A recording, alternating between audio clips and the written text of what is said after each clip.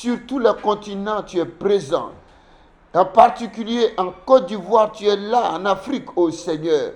Ô Dieu vivant, et tu es dans toutes les chambres, tu es dans tous les salons, tu es dans tous les lieux où 2 ou 3 personnes sont assemblées, Seigneur. Tu es au milieu d'eux. C'est pourquoi nous bénissons et nous grandissons ton nom et ta présence. Merci pour ton esprit qui est notre force, qui demeure notre force en ces temps difficiles. Merci Seigneur parce que tu gardes éveillée notre conscience et nous savons que tu es avec nous. Encore ce jour, nous voulons te confier ce moment. Nous voulons te confier nos cœurs. Nous voulons te confier nos esprits, nos intelligences, Seigneur, afin que tu les imprimes de ta présence, tu les imprimes de ta vie, tu les imprimes de ta sagesse. Oh Dieu, en ce moment, visite-nous et bénis-nous au nom puissant du Seigneur Jésus-Christ. Amen. Amen. Que le Seigneur nous bénisse. Amen. Que Dieu vous bénisse partout, vous qui me suivez. Faites le partage de cette vidéo. Ça va faire du bien à quelqu'un. Gloire à Jésus. Que Dieu te bénisse, toi qui fais le partage. Dieu te bénisse, toi qui as ton commentaire à faire. Dieu te bénisse si ton attention est portée là-dessus. Il y a quelque chose de bon que tu vas retirer. Bien-aimés, nous sommes en train de traverser des temps, j'allais dire, insolites. C'est vrai que ce genre de moments se sont passés dans le monde, dans notre monde, dans les temps passés. Peut-être que certains de nous n'étaient même pas encore en vie. Peut-être qu'il y en a, si il y en a qui étaient en vie, peut-être qu'ils n'en ont même pas conscience. Parce qu'à des temps reculés, nous avons vu des grandes calamités sur la terre. Quand nous étions enfants à l'école primaire, on nous disait qu'en Éthiopie, en Somalie, il y avait une grande famine.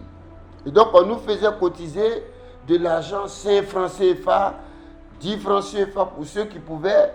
Quand nous arrivons en retard, pour ne pas être frappés, il fallait mettre une pièce. Et si nous avons bavardé, que nous étions sur la liste des bavards, il fallait donner une pièce pour ne pas être chicoté. Et tout cela se disait être cotisé pour apporter cela vers les Somaliens qui avaient des problèmes et les Éthiopiens qui avaient des problèmes de famine à l'époque. Sans oublier, bien aimé, que quelques années après, il y a eu la guerre de l'Angola.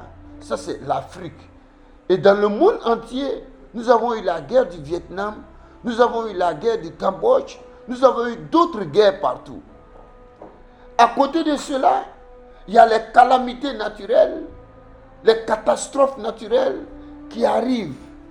Et quelquefois, notre foi est touchée. À côté encore de cela, voyez, la méchanceté a grandi sur la terre. David Wilkerson, le pasteur David Wilkerson disait dans les débuts des années 70, il disait qu'une époque viendra sur la terre où ce qui se cachait sera mis à découvert au vu de tout le monde. Il parlait de la pornographie qui allait venir sur les antennes de la télévision.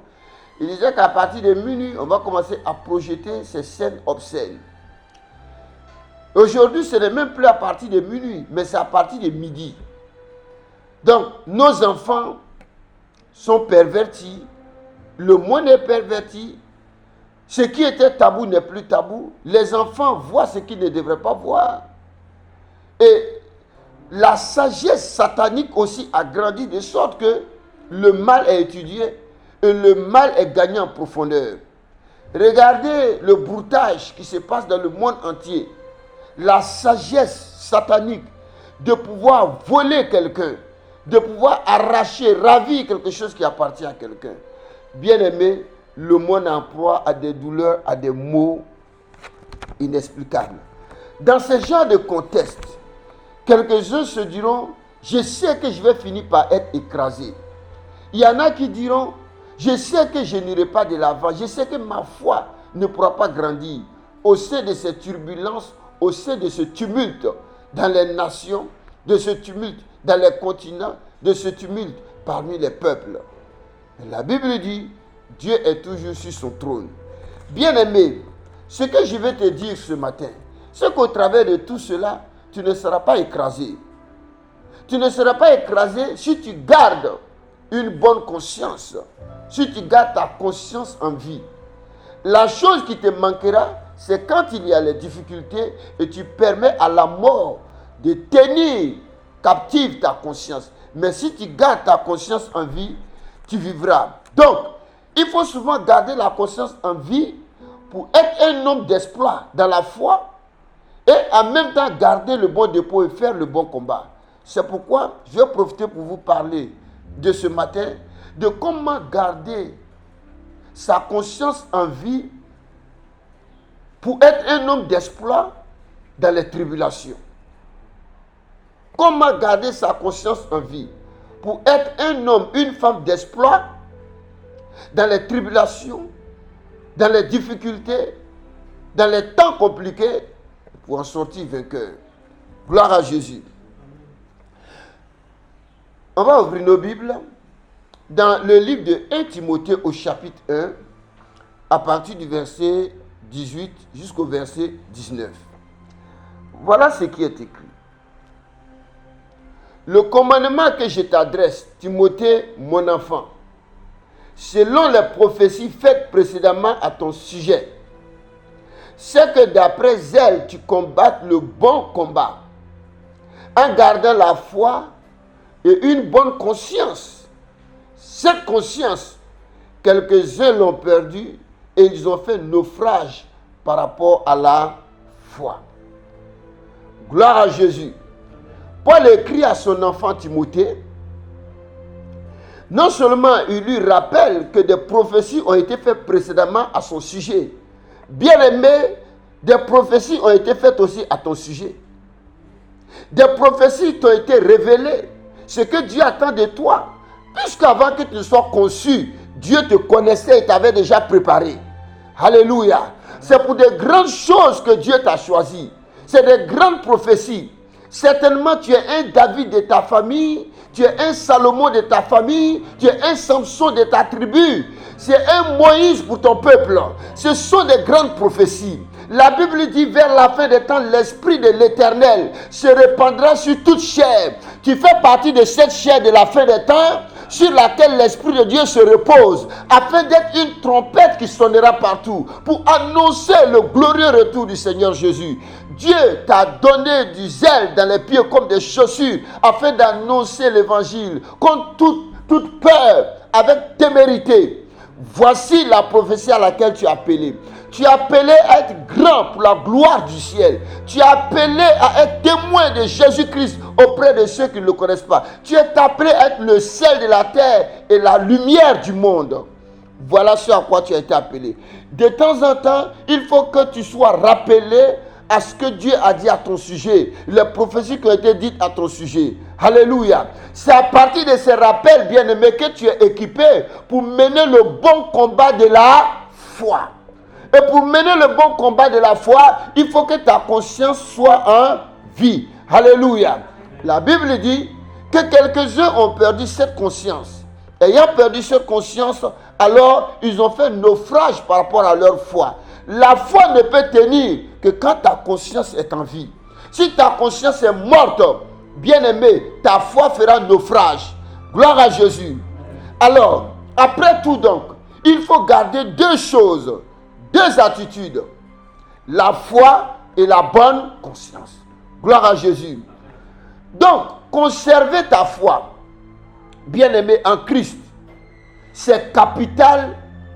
Et c'est très important, après avoir mené tous les combats, après avoir vaincu les tentations, après être sorti vainqueur des épreuves, il faut toujours garder la foi et garder notre bonne conscience. Une conscience claire, une conscience consciente.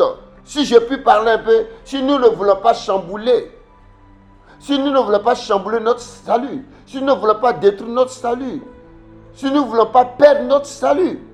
Quelques-uns diront qu'on ne perd pas la foi.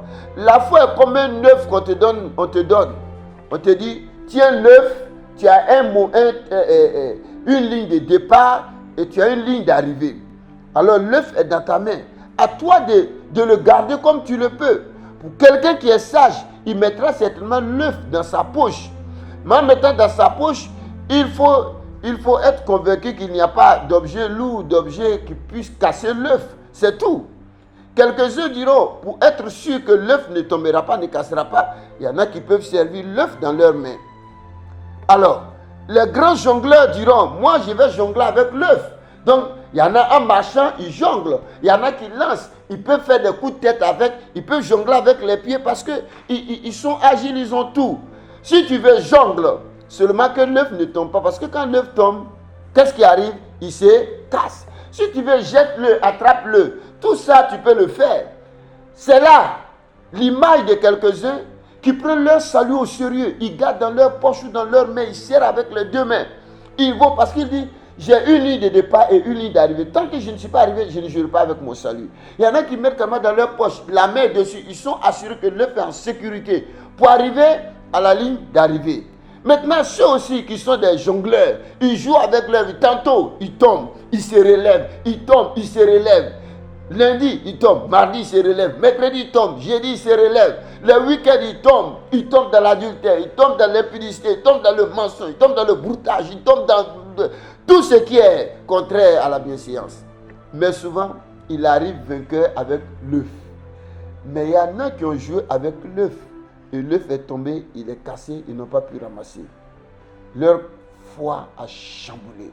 Leur foi a fait naufrage. Il y en a à cause des plaisirs, ils l'ont perdu. Il y en a à cause de l'amusement, de l'inconscience, de l'insouciance, ils l'ont perdu. Je crois que ce n'est pas ton cas. Et que tu sais garder l'œuf très bien dans tes mains ou dans ta poche pour arriver à la ligne d'arrivée. Alléluia. Amen. Gloire à Jésus. Amen. Donc la Bible dit, donc il ne faudrait pas que notre foi soit détruite et soit écoulée. Il faut permettre à ce que ta foi reste debout. Alléluia. Nous sommes censés être engagés dans un bon combat qu'on appelle le combat de la foi. Alléluia. Bien-aimés, il y a plusieurs sortes de batailles que nous menons. C'est pourquoi notre foi doit rester intacte. Il y a la bataille, une bataille interne qui a lieu à tout moment dans nos cœurs tous les jours. Le diable parle à nos cœurs. De la même manière, le diable a parlé au travers du serpent à Ève, à Adam. De cette même manière, il le fait. Le diable et ses agents nous proposent continuellement des choses qui sont contraires à la volonté de Dieu. Il expose des choses attrayantes à nos yeux, des choses attirantes, afin de nous faire plonger dans ces choses-là. C'est pourquoi il faut savoir que nous sommes continuellement en combat. Il faut donc avoir toujours avec toi l'épée de la parole de Dieu, comme Jésus l'a fait dans Matthieu au chapitre 4, verset 1 jusqu'au verset 11. Jésus était le Seigneur, il jeûnait, mais ça n'a pas empêché le diable de venir le tenter. La tentation arrivera à ta vie. Toutes les fois, chaque jour de ta vie sera un jour de tentation. Mais la Bible dit que Dieu ne nous laissera pas seuls dans cette tentation. Il sera avec nous pour nous aider à nous en sortir. C'est pourquoi il faut être armé de la parole de Dieu. Médite la parole de Dieu. Lis la parole de Dieu. Essaie de comprendre. Et assure-toi que tu es en train de vivre avec une bonne conscience devant Dieu. C'est à partir de là que le diable ne peut pas avoir accès à ta vie. Alléluia. Bien-aimé, parler de foi ici, puisque ce sont les deux choses que nous devons garder, ça nous amène dans le livre des 2 Rois au chapitre 7. La Bible dit, je vais situer la partie. La Samarie était assiégée par une armée ennemie. Alors, la famine et toutes sortes d'abominations ont commencé à se manifester au sein de Samarie. Parce qu'on ne pouvait ni entrer ni sortir. Quand une ville est assiégée, les habitants sont prisonniers. Et c'est comme les habitants de Samarie étaient prisonniers. De la même manière aujourd'hui, nous sommes prisonniers du Covid-19. Et avec tous ceux qui animent cette peur, cette terreur, nous sommes confinés, on ne sort pas, on ne rentre pas dans le supermarché. C'est très difficile dans certains pays. Avant de sortir, même il faut un laisser-passer pour 20 minutes dehors. Les rues sont devenues désertes. On est confiné dans les maisons. En Europe, en Occident, c'est encore bien être dans les maisons. Au moins, il fait frais. Mais en Afrique, nous sommes sous la chaleur ardente. Ah, notre beau soleil d'Afrique. Ce n'est pas très gai avec le confinement. Et donc, ce pays de la Samarie était en confinement. Je vais lire à partir du verset 3. La Bible dit, il y avait à l'entrée de la porte donc, de la Samarie 4 lépreux qui se disent l'un à l'autre, quoi donc, resterons-nous ici jusqu'à ce que nous mourions? Si nous songeons à entrer dans la ville, la famine est dans la ville, et nous y mourrons. Et si nous restons ici, nous mourrons également. Allons nous jeter dans le camp des Syriens. S'ils nous laissent vivre, nous vivrons. Et s'ils nous font mourir, nous mourrons. Les lépreux qui étaient à la porte, disons les 4 lépreux, ils n'avaient plus d'espérance de vie. Ils n'avaient aucun espoir. Ils étaient malades, ils étaient marginalisés, ils étaient mis en quarantaine hors de la société. Non seulement ils étaient en quarantaine, ils ne pouvaient être dehors de la ville parce que les Syriens étaient là, ils assiégeaient.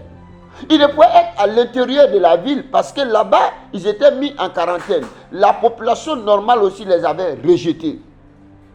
Personne ne les assistait. Ils avaient faim, ils étaient malades, ils avaient soif. Et finalement, les 4 lépreux désespérés se sont dit, est-ce que nous allons rester à la porte mourir? Mourir sans nous battre? Mourir sans faire un effort, sans faire un pas? Est-ce que nous allons résigner?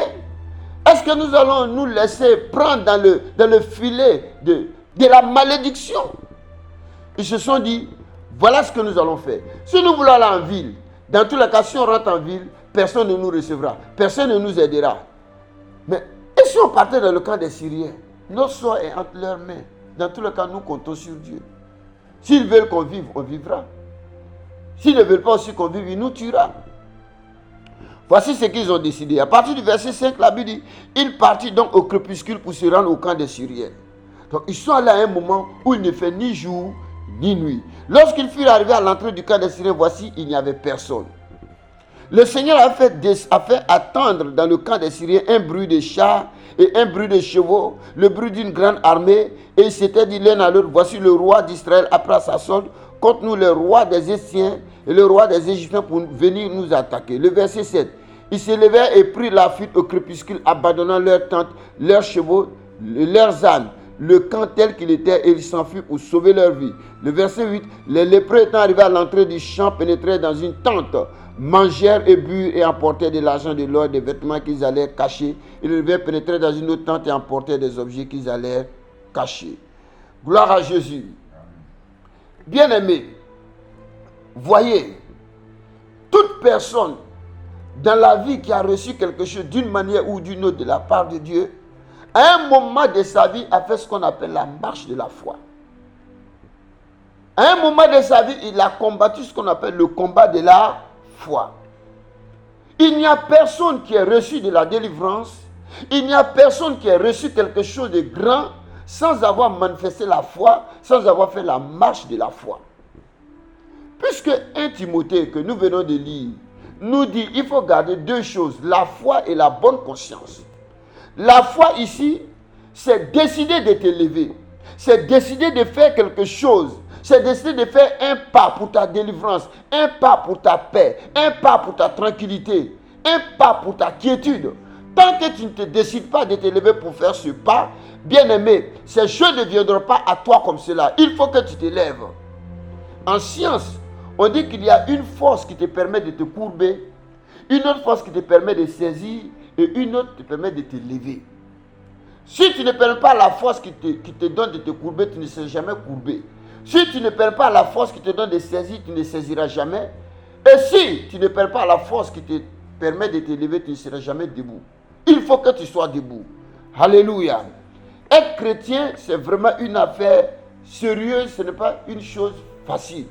Bien-aimé, avec ce moment qui arrive dans le monde entier, beaucoup sont stupéfaits, beaucoup sont froissés dans la peur, dans la terreur, ils sont encastrés. Ils ne passent, et leur foi est en train de chambouler parce qu'ils sont dans la même situation que les lépreux. Ils se disent, le monde ne peut nous sauver, il n'y a pas de remède, il n'y a pas autre solution, même l'argent ne peut rien faire. Bien-aimé, à des situations, l'argent n'a pas de pouvoir, l'homme n'a pas de pouvoir, la science n'a pas de pouvoir, la sagesse humaine n'a pas de pouvoir, mais Dieu seul détient tout pouvoir pour te délivrer. Si tu crois au Seigneur, tu seras délivré. C'est ce qu'il a dit. Le nom de Jésus ne peut pas être prononcé sans qu'il y ait une suite. Le nom de Jésus a un effet dans le ciel. Le nom de Jésus a un effet sur la terre. Le nom de Jésus a un effet sous la terre. Gloire à Jésus. Alors, bien-aimé, tu ne peux pas dire, je suis Dieu, je sers Dieu, et puis être couché sur un lit de roses, un lit de... Il y a des fleurs là, des marguerites. Non. Gloire à Jésus. Il faut t'élever. Il faut faire face aux difficultés. Il faut faire face aux problèmes par la foi. Il faut les affronter. Alléluia. C'est ça qui est l'expérience chrétienne. Celui qui marche par la foi ne pense pas qu'à lui-même, ne pense pas qu'à son bien-être, ne pense pas qu'à sa propre vie. Il doit penser à la vie de celui qui vit en lui. Si Christ vit en toi, tout ton objectif doit être fixé sur Jésus. Gloire à Jésus. Qui se charge de sa croix. La croix, ce sont les épines. Ce sont les difficultés, les problèmes qui se lèveront sur tes chemins. Il faut même t'élever pour renoncer à tes propres droits. Bien-aimé, à cause de l'excellence, de la connaissance de Christ, il faut porter chaque jour ton joug. Il faut porter chaque jour ta croix, tes poids. Gloire à Jésus. Alléluia. La Bible dit, par la foi, les 4 lépreux ont pris un chemin qui était inconnu. C'est le chemin pour aller chez les Syriens. Mais nous prenons un chemin que nous connaissons. Ah, bien-aimé, si des gens ont pris un chemin inconnu par la foi, et toi donc, tu connais le chemin que tu prends. Jésus dit, je suis le chemin, je suis la vérité et je suis la vie. Mais ils se sont levés au crépuscule. Le crépuscule, bien-aimé, ce n'est ni jour, ni nuit, c'est entre le coucher du soleil et j'allais dire la nuit. Nous n'avons pas de crépuscule en Afrique, mais en Occident, on a le crépuscule. À 22h, le soleil est toujours là. À 21h, le soleil est là. On te dit qu'il fait nuit. Le 21h, il faut dormir. Ils sont obligés de fermer les fenêtres. Ils sont obligés de mettre des battants pour que la maison soit sombre afin de dormir. Nous ici, à 18h, 19h, le soleil est déjà couché. Nous ne connaissons pas le crépuscule. Mais je puis vous dire que comme ce n'est ni jour, ni nuit, le moment, c'est un moment critique. Si c'est en Occident, les rues commencent à se déserter pendant que le soleil est pointé. Vous voyez, il ne fait ni jour ni nuit. C'est comme si nous sommes dans l'inconnu. On ne sait pas dans quel temps nous sommes. Aujourd'hui, nous ne savons pas à quelle époque nous sommes. À une époque où des gens font preuve de foi, de ne même pas connaître Dieu. C'est ce que la Bible dit, ils ont rejeté tout ce qui est Dieu. Les hommes sont devenus anti-Dieu, anti-religieux. Il suffit d'entendre le nom de Dieu, le nom de Jésus, et les cœurs sont irrités de colère et de haine. On ne comprend plus. Les choses qui étaient auparavant sacrées sont devenues des choses désacralisées. Personne ne les respecte. On rentre dans les maisons, dans les maisons de Dieu, dans les maisons de prière, on voit les instruments, on rentre dans les maisons de prière, on frappe les gens, les hommes de Dieu sont humiliés, sont hués, sont frappés, sont battus. Plus de peur, plus de crainte pour les choses de Dieu. Bien-aimés. Et ceux qui disent la vérité aujourd'hui ne sont pas considérés comme des bons hommes de Dieu. Les hommes se sont donnés des foules de docteurs dans le monde entier pour leur dire des choses qui leur plaisent. Ah, voilà, tu es aimé de Dieu, bien que tu sois dans le péché. Tu seras élevé, bien que tu sois dans le péché. Tu seras prospère, bien que tu sois dans le péché. On ne parle plus de repentance. On ne parle plus de l'enfer ni du ciel. Mais on parle seulement de la bénédiction terrestre. On parle des choses touchables. Bien-aimé, ta foi, ta vie, ton âme est en danger. Permets à la vérité de t'affranchir. Permets à la vérité de t'éclairer. Si quelqu'un vit dans le péché, la Bible dit, il est mort quoique vivant. Non seulement le salaire du péché, c'est la mort, mais la seconde mort, qui est la mort éternelle, sera ton partage demain. Il faut que tu abandonnes cette voie d'incrédulité, cette voie de péché. Alléluia. Et commencer à faire la marche de la foi. Te lever de là où tu es, où tu étais assis, et commencer à marcher. Marche. Marche par la foi. Si nous marchons par la foi, le Covid-19 est déjà vaincu au nom de Jésus. C'est Dieu qui met la confusion dans le camp de l'ennemi bien-aimé. Pendant que nous sommes en train de marcher par la foi, Dieu est en train de combattre. Dieu combat pour toi. Il combat pour moi, il combat pour toi, il combat pour l'humanité. Dieu ne laissera jamais l'humanité entre les mains du diable jusqu'à ce que sa volonté soit accomplie. Alléluia. Il faut prendre ce chemin inconnu. Bien-aimé, marche. Même si la chose semble critique, tu ne sais pas comment cela va se faire. Toi, tout ce que tu as fait, c'est d'invoquer le Seigneur, c'est d'invoquer son nom. Alléluia. Alors, bien-aimé, c'est un ministère pour toi. Il faut marcher par la foi. Invoque Dieu. Prie. Fais face à l'inconnu. On ne sait pas qu'est-ce qui va passer. Il faut balayer la peur. Laisse la peur être sous les pieds. Et vas-y. C'est ça qui est la marche de la foi. Alléluia. Et la Bible dit, ces 4 lépreux allaient vers l'inconnu. Ils ne savaient pas qu'est-ce qui les attendait, mais ils partaient vers le camp des Syriens. C'est des ennemis, c'est l'adversité. Voyez, la seule chose peut-être qui était pour eux, ils se disaient leur vie sera enlevée. Mais écoutez bien aimés, Paul dit, je ne fais même pas cas de ma vie, puisque c'est Jésus qui vit en moi. Si Jésus vit en toi, tu ne feras plus cas de ta vie. Toi, tu n'as qu'à obéir et marcher. Tu te dis, je vais mourir de toutes les façons. Que je meure aujourd'hui, demain, la mort m'est inquiète. C'est ce que Paul a dit. Laisse le ciel être à ta portée. Alléluia. Tant que tu n'as pas pris une décision pour être délivré à tout prix, bien-aimé, tu ne seras jamais délivré par le Dieu Tout-Puissant. Permets à Dieu d'agir dans ta vie. Il y a un temps où, bien-aimé, tu dois couper avec la peur. Il y a un temps où tu dois couper avec le doute. Il y a un temps où tu dois couper avec les plaisirs charnels. Il y a un temps où tu dois couper avec la mondanité. Il y a un temps où tu dois couper avec l'apostasie. Et laisser ces choses en arrière sans les regarder, couper avec. Et porter tes regards vers l'avant. Et voir ce qui attend. Et fais donc la marche de la foi. Et tu verras que tu vas toucher ces choses. Alléluia. D'aucuns disent, j'ai perdu mon travail. Je perds beaucoup d'argent. D'ailleurs, je n'ai plus d'entrée d'argent. D'autres aussi disent, ma santé a pris un coup. Mon foyer balance. Je ne sais à quelle situation je me trouve aujourd'hui. C'est vrai. Mais ces 4 marcheurs, ils avaient faim, mais ils marchaient quand même. Ils étaient malades, mais ils marchaient quand même. Ils étaient affamés, mais ils marchaient quand même. Ils étaient mourants, mais ils marchaient quand même. Ils n'avaient pas de grands compagnons avec eux. Ils étaient seuls, mais ils marchaient quand même. Souvent, dans la marche de la foi, tu vas te sentir comme si tu es seul. Comme si personne n'avait toi, comme personne ne te soutient. C'est pourquoi il ne faudrait pas être un chrétien charnel. Sois un chrétien spirituel.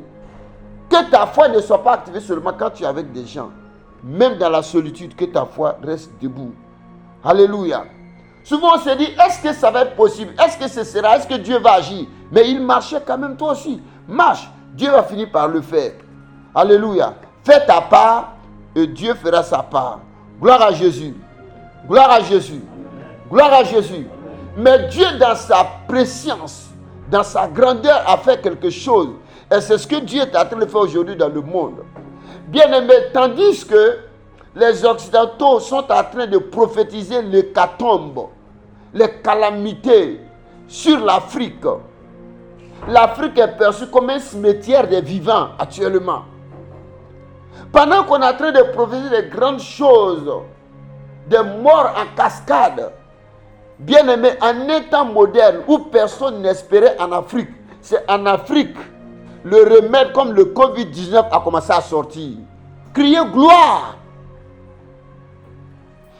Il y a quelques jours, le président de l'Amérique, Trump, a dit qu'il n'allait plus financer l'OMS. Parce que l'OMS est une organisation qui ne fait rien pour la santé. Voici une organisation créée par des individus. Et finalement, le monde l'a adoptée comme s'occupant de la santé mondiale. Mais ils sont complices de ceux qui envoient les poisons pour empoisonner. Ils sont complices pour ceux qui viennent inoculer les maladies et autres. Et à des buts financiers. Alors Trump a dit qu'il ne va plus participer à cela. Mais quelques jours, le jeune président de Madagascar, avec des plantes naturelles. Vous savez, il n'y a rien qui puisse arriver tant que Dieu ne nous a pas donné le remède. Dieu a créé un environnement naturel où il a mis les hommes. Et cet environnement naturel a tout ce qu'il faut pour notre nourriture, pour nos remèdes. C'est ce qui a été donné. Les plantes sont données pour les remèdes et autres. C'est de ces plantes-là que les gens extraient des molécules pour faire des médicaments. Mais dans la plante, on a toutes les vertus complètes là-dedans.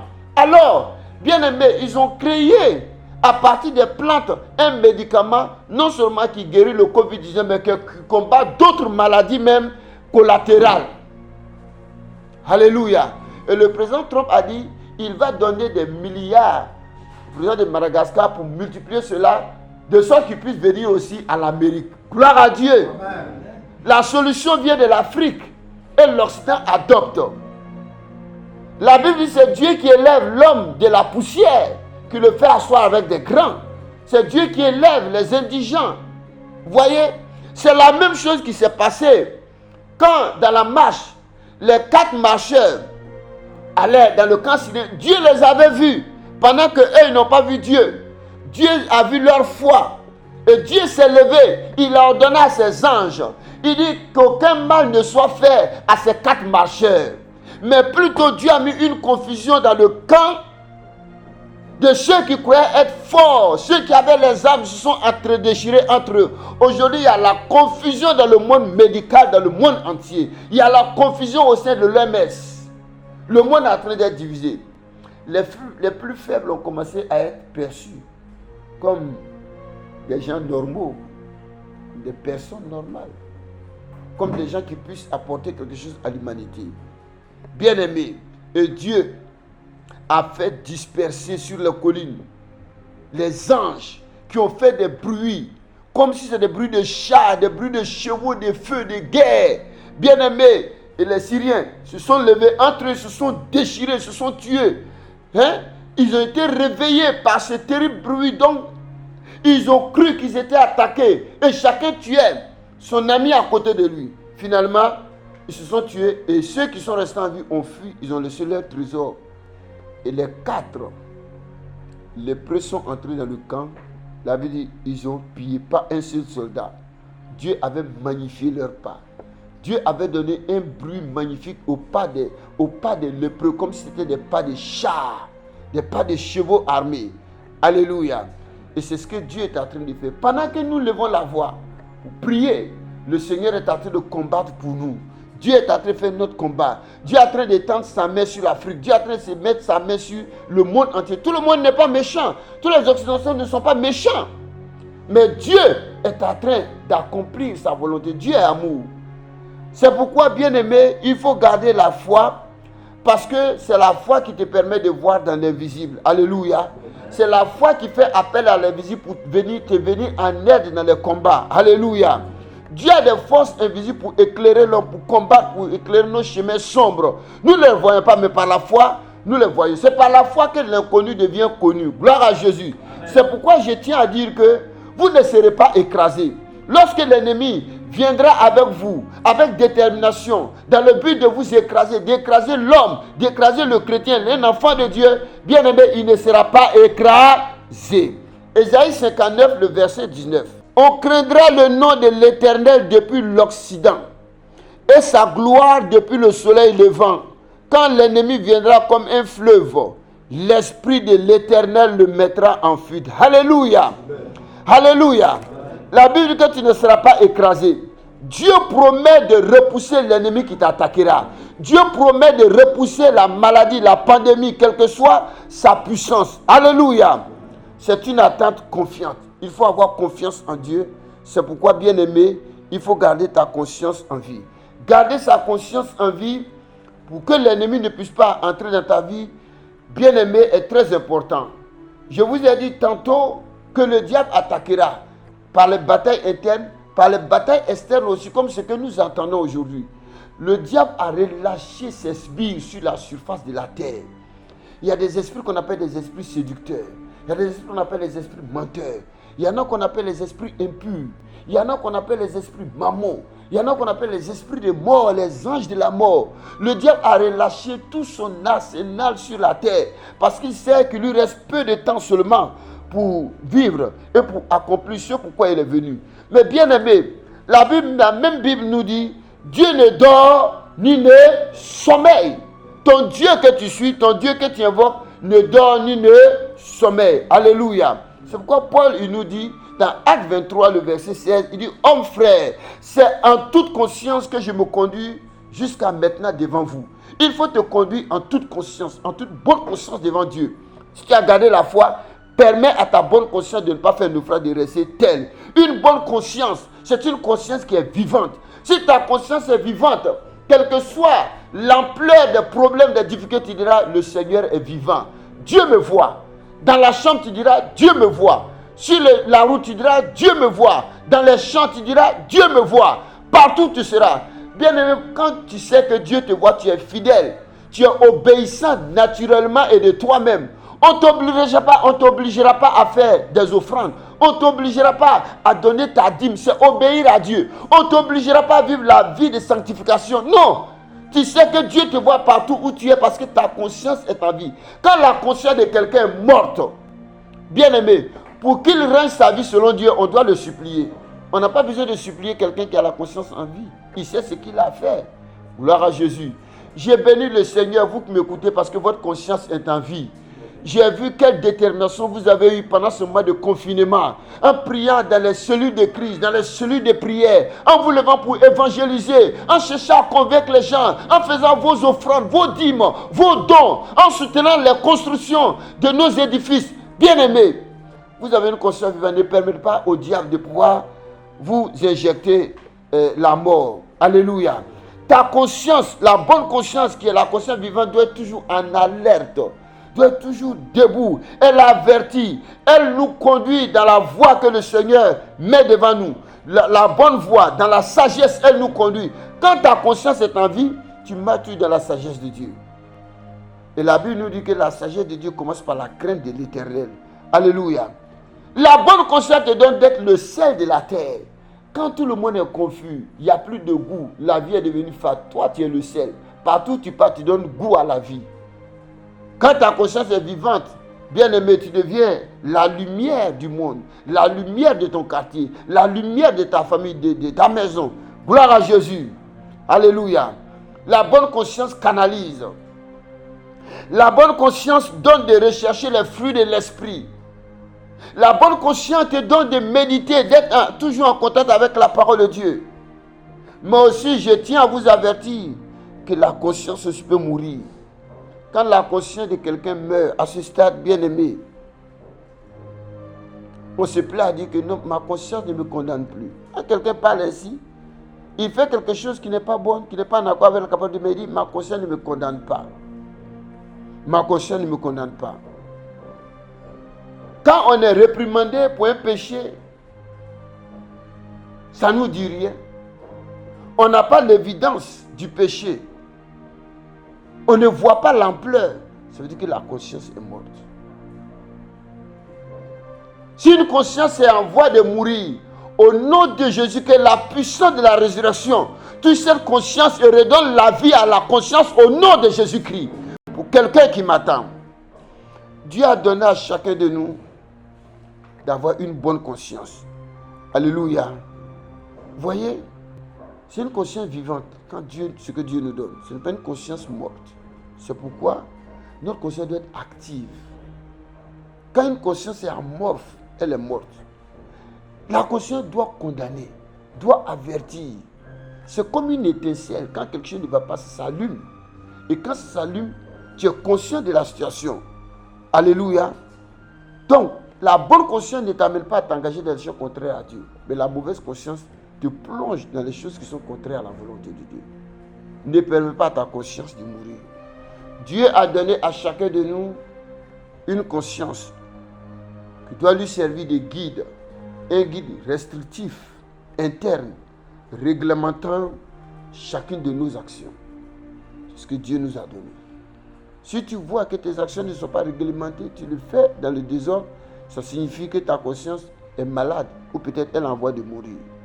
Quand vous voyez une personne refuse consciemment de se soumettre au contrôle de la bonne conscience, au contrôle du Saint-Esprit, la voix de la conscience sera réduite au silence au fur et à mesure et mourir par la suite.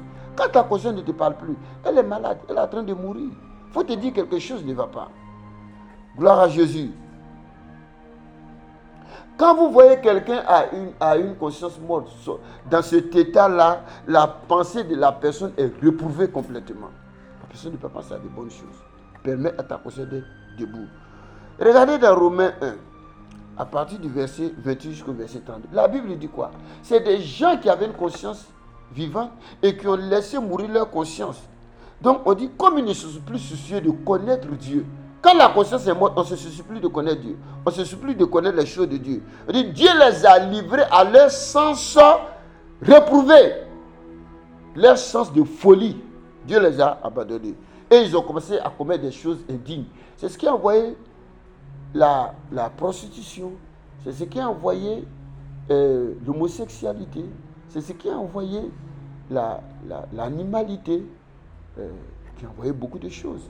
Quand vous voyez que quelqu'un laisse le Dieu vivant et aller adorer un Dieu de bois, un Dieu de cailloux, un Dieu d'image, et sa conscience ne lui dit rien, et il croit que vraiment c'est un Dieu qui est là.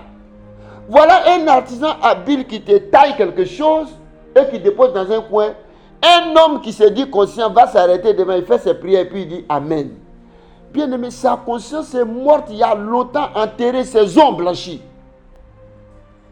Quand ta conscience est éveillée, tu sais ce qu'est un esprit. Quand le peuple hébreu est sorti de l'Égypte, Moïse est monté à la montagne pour aller chercher l'Éternel. Il a fait 40 jours, 40 nuits. Pendant qu'il était là-bas, le peuple dit, nous on veut un Dieu qu'on voit, un Dieu qu'on voit. Dieu est esprit, Dieu est invisible. Il faut que ceux qui l'adorent en esprit et en vérité. C'est qu'on peut adorer Dieu dans la chambre, on peut adorer Dieu au champ. Même dans les toilettes, on peut adorer Dieu. Parce qu'on n'a pas besoin de le voir, il est esprit. Et finalement, ils se sont eux-mêmes donné une image d'un Dieu. Ils ont pris les objets d'or et ils ont fait une fonte et puis on a fait sortir un veau, un bébé de vache en or. On a fait monter des gens portés, puis voici notre Dieu qui nous a fait sortir de l'Égypte. Leur conscience était morte. Alléluia. Quand ta conscience est en vie, bien-aimé, tu ne vas pas commettre des choses indignes. Quelle beauté il y a quand un homme va avec un homme. Quelle beauté il y a quand une femme va avec une femme. Quelle beauté il y a quand une femme se vend. Quand un homme se vend, qu'est-ce qu'il y a dedans? Parce que la conscience est morte. Alléluia. Quand on ne se soucie pas de connaître Dieu, la conscience est morte. Alléluia. Voyez, quand quelqu'un a sa conscience qui est morte, elle voit toutes les choses de façon, d'un point de vue biaisé. Quand tout le monde dit que ça, c'est pas bon, lui, il dit que c'est bon. On dit le Koutoukou est en train de tuer des gens. Il y en a qui disent, oh, on va boire, même si on doit mourir. Boire, mourir, aller en enfer. La conscience de la personne est morte. Bien-aimé, permettons à notre conscience d'être éveillée. Alléluia. Alléluia. Vous voyez, quand quelqu'un commet certaines choses, Dieu nous dit, gardons deux choses, la foi et la bonne conscience. La bonne conscience, c'est la conscience qui est en vie. Alléluia. La conscience qui ne te condamne pas n'est pas une conscience qui est en vie. Vous voyez, il ne faut pas permettre à ta conscience de s'endormir, de se taire. Laisse-la réveiller. Bien aimé, il y a de l'espoir. Jésus est en train de travailler. Dieu a pris des gens qui n'ont pas fait de grandes études, qui ne sont pas des grands scientifiques. Mais une solution scientifique est en train de trouver. Mais avant cela, il y a une solution divine qui est déjà trouvée pour l'humanité, pour la terre. Parce que nous n'avons pas fermé nos bouches tout le temps de ce confinement. Nous avons de plus en plus élevé la voix dans les coins, en train de prier pour la terre, pour le monde, pour les nations. Et après ce temps de confinement, bien aimé, les gens chercheront le Seigneur Jésus. Un grand réveil va balayer le monde entier. Et les gens seront emportés dans ce réveil. Même ceux qu'on ne croyait pas, qui avaient des consciences mortes, auront subitement leur conscience qui prendront feu. Ils seront réveillés. Ne reste pas en marge. C'est le temps de savoir que tu as une mission divine. Parce que l'Esprit de l'Éternel repose sur toi qui m'entends ce matin. Toi qui m'écoutes ce matin partout. Il y a quelque chose qui se passe pendant que tu attends cette parole. Il y a quelque chose qui se passe dans ta maison, dans l'atmosphère autour de toi. L'atmosphère est chargée de l'électricité divine pour te réveiller. Sois réveillé. Que le Seigneur te bénisse. Nous allons prier. Merci Seigneur pour ce moment. Merci pour ta grâce. Merci pour ta faveur. Merci, ô Dieu vivant, de ce que tu as balayé cette terreur qui est une arme du diable. Et cette maladie qui ne vaut plus rien, Seigneur. Tu as permis à la vie d'avoir la victoire sur la mort. Et dans le continent, tu es en train d'accélérer la guérison. Seigneur, tu as entendu les prières des saints en Amérique, en Europe, en Afrique, en Asie, en Océanie. Oh Dieu, tu es un Dieu bon. Et tu réponds à la prière de tes enfants. Merci, oh Dieu vivant, de ce que, oh l'Éternel, pendant qu'on croit qu'on est en train de fermer la bouche à ta parole, à la Bible, à l'église, Dieu vivant, ils sont en train de faire des disciples partout dans les maisons, dans les chambres. Merci pour ta victoire qui s'annonce. Merci Seigneur de ce que tu ne permets pas à tes enfants d'être écrasés. Merci, oh Dieu, tu permets de garder les deux grandes choses, la foi et la bonne conscience, qui est la conscience qui est en vie. Merci parce que tu le fais, qu'il en soit ainsi dans le nom de Jésus-Christ. Amen. Que le Seigneur vous bénisse. Partagez cette vidéo, ça va faire du bien à des gens. Dans les jours suivants, je vais encore accentuer les choses sur la fin des temps. Je vais parler de ce qui se passe en ce moment sur le plan spirituel et ce qui se passe en ce moment aussi sur le plan naturel. Et comment Dieu est actif, Dieu est en train de travailler. Que le Seigneur te bénisse. Shalom.